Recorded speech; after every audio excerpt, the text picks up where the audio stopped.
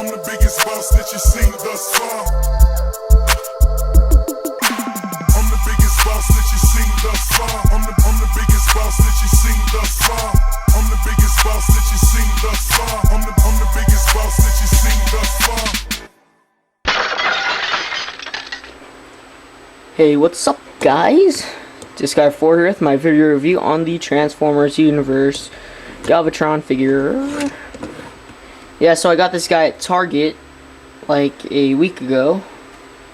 I was kind of just browsing around there, and I didn't really see him at first because he was kind of blended in with Tankor and all the rest of those guys. But yeah, I finally found him. He was like at the top of the shelf, or the pegs. I didn't see Acid Storm though. I kind of want the classic Starstream mold more. Or not the mold, but you know, the figure, not just a repaint. So I'm kind of unsure about that. Two parts of my brain are fighting with each other right now, and I'm trying to figure it out, people. So on to the review. It's kind of late, I guess. Usually I like to put up my reviews on Fridays, but last night I had a dance to go to, which was cool, but my head was like throbbing the whole entire time because I had like a bad headache the whole entire day. So it kind of sucks, and now I'm just rambling on. So I'll get back to the review. Got my Mountain Dew. Taco Bell. I don't know, just thirsty. But for Galvatron, his main color scheme is gray, orange, and purple, and a bit silver. You'll see some gray featured all over this bottom section of the tank, on this back section of the turret thing, and that's basically it. You'll see some silver featured on these vents on the side of the tank, on top right here, on the front right there, on the top right there, and on this turret right here and right there. And that's basically it. You'll see some orange featured on the tip of the turret, and on the button right here, and on this little piece right here. You'll see some black text featured right there, which is Galv 25. And as I saw in some other Silverbolt reviews, there's something like that featured on Silverbolt, which is Bolt 25. And if for some reason you don't know what that's referring to, it's because next year will be the 25th anniversary for Transformers, since they came out in '84 of the 1900s. So yeah.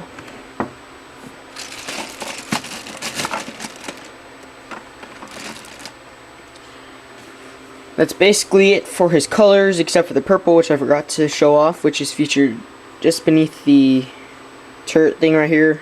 You see some down there, and the back section, and right there. So that's basically it. And if you don't know what this is kind of like a gun on the side, like missiles. And he does have these little orange wheels right here, which don't do anything, and black treads, which is neat, I guess. Now his turret can actually rotate 360 degrees, which is a super awesome feature. It can't really move up. I mean, if you try to move it up, it kind of goes to the side, because you can kind of tilt it like that. I don't know why you would want to do that, but it can. So yeah. It would have been neat if the turret, this part of the turret actually could move up and down, because you could get some pretty sick poses like that. And it would be pretty nifty for one of those Night/2020 or Patrick stop motions. But otherwise, this is a pretty cool toy. I definitely, as of now, I kind of like the tank mode a lot more than the robot mode, just because that is me. So yeah, his missile does fire. I've kind of lost it a few times because it shoots pretty far and pretty hard, since it has a pretty neat spring. So I'll just shoot it.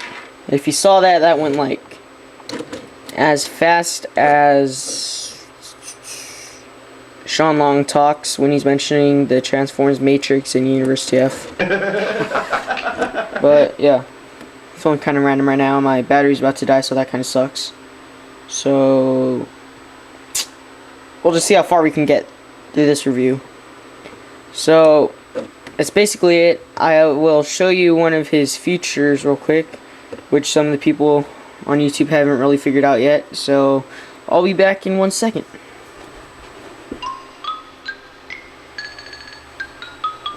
And I'm back with the Galvatron in his somewhat space cannon mode. So what I pretty much did was turn around the whole entire turret and go inside and fold out all of those feet right there. Sorry I couldn't really show you how to do it on camera, and it's a good thing I didn't, because when I was doing it, like, every single piece on this figure came off, which isn't very good, I guess, from what I've heard. So yeah, it does look, it's a pretty nice homage to the G1 figure, but just looking at it now, it kind of reminds me of like a dog without a head. So some people might not like it, but it's a pretty cool feature to have on the toy. So I'll just show you a real quick size comparison to the only other tank figure that I have, which is Legends Brawl. I do have the Leader Class Brawl, but he's all the way up on my top shelf, and he's in robot mode, so I don't really feel like transforming him just for a size comparison. And I did have my Legends Brawl before, but I tried to repaint it and I kind of messed up and wasn't happy with it, so I kind of threw it away. Don't hate me. But yeah, this guy, I mean, he even has that kind of turret that can go up and down, and this guy doesn't. That's kind of disappointing, but oh well. And for another size comparison, I guess, next to Universe Prowl, which I'll probably be reviewing soon. As you can see, without Galvatron's turret, the two are about the same length. But of course, with Galvatron's turret, he's obviously longer. And when in this mode, Galvatron is taller. But I'm guessing that without those feet, he would probably be about the same height as Prowl. And I kind of found a neat feature that you can do on this guy, which I'll show off in his review, which will probably be coming up next week, hopefully. So I'll just get onto this guy's transformation because I've kind of been lagging. So the first thing that you want to do is, or that I'll do, is remove the missile, because I'll most likely lose it when I'm trying to transform this guy. So the next thing will be to kind of put that back where it was before. Kind of grab these sections right here, separate that from the side of the tank, like that. Then do the same on the other side.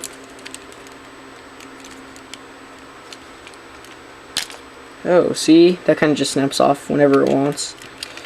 So sometimes I just have to discipline this leg right here, just so it stays on. Bad boy. Then the next thing I want to do is go ahead and grab these sections right here and kind of fold those down, which is a kind of neat feature. It kind of just hinges out like that. Kind of just want to gently pull on it, just like that, and it will lift down. Go ahead and fold those flaps down just like that. This one doesn't want to fold down. Oh, there it is. Then you'll go ahead and separate this piece right here. Actually, first you'll go ahead and lift that out like that. Then you'll separate this in this kind of motion, just so it's like that. Then you'll lift up the turret like that, and just so it's about that much above this section right here. Then you'll go ahead and close this, and you get that kind of neat motion. So this is just raised ever so slightly, just so that, you know, it's elevated. I don't know if I'm making sense right now. I'm kind of not thinking right. Then you'll go to the back here, fold that up, rotate the waist like that. Then you'll rotate the leg so that that silver part's facing forward. I'll just go ahead and call it his kneecap. Grab the lower leg, rotate it like that. Rotate this down and rotate the foot like that. Just like that. Do the same on this side. Mike has the same problem. His legs keep falling off on his figure too. So I don't really know if it's a common problem for this guy, for his joints just to pop off randomly, but it's happening on mine. It's not very It's not very pleasant. Is it? Is it, huh? The next thing I'll go ahead and do is grab this piece right here, lift it down, I guess. And for some reason, everyone seems to want to mention that his head is peeking out of his chest. Next thing I'll go ahead and do is grab this arm right here. Oh god. It always falls off. It's so annoying. But you just pop that back on, and kind of, I'll just take it off for now. You kind of lift the ball joint down like that. Then we'll go ahead and reattach his arm. There it is. There it is. Huh? Fold that up like that. Fold his arm down, and fold his hand out of that section right there in his arm, like so. Come out here like that, and yes, there it is. Then for this side, you'll go ahead and grab his big old turret right here, hinge it forward so that it's centered. Oh god, 1 second.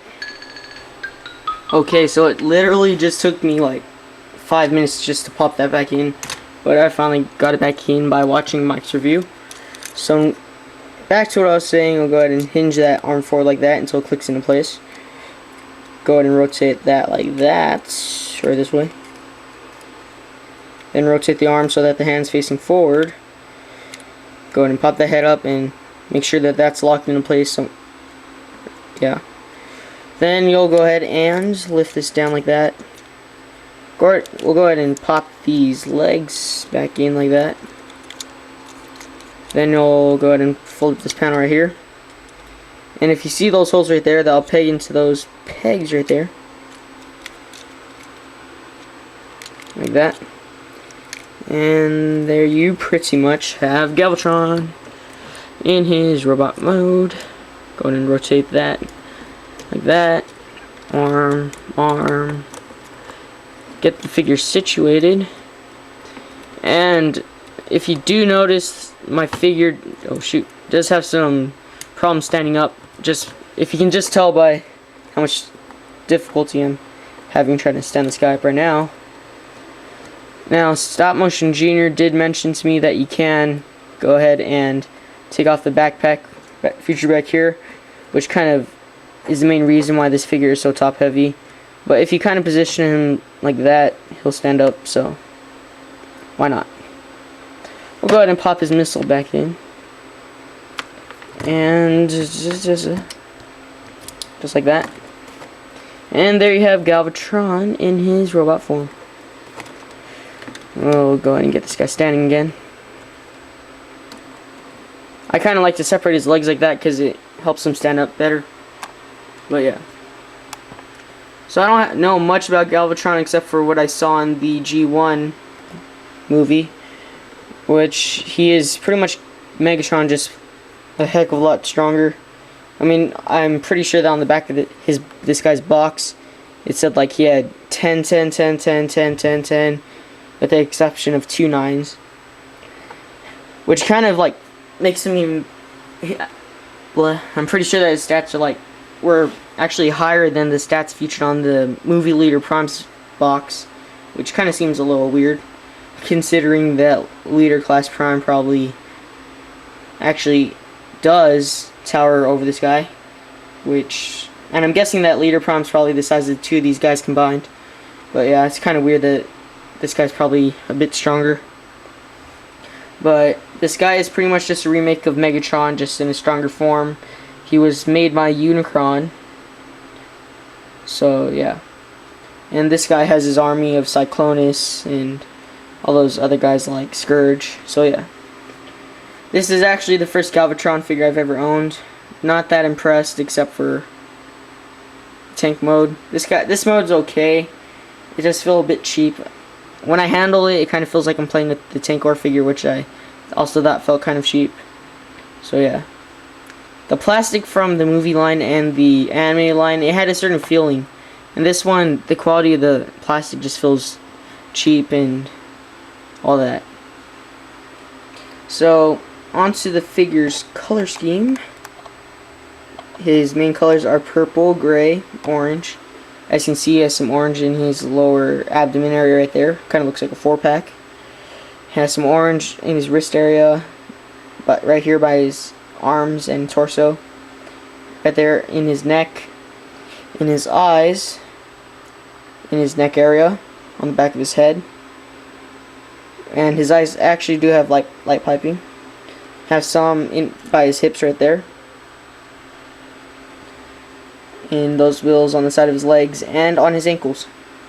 He has some purple featured on his chest, on his right arm right there, on his head, on his waist area right there, on his hands, on his arms, and on his feet. He has some gray featured on his arms, legs, silver featured on his kneecaps, and on his cannon right here.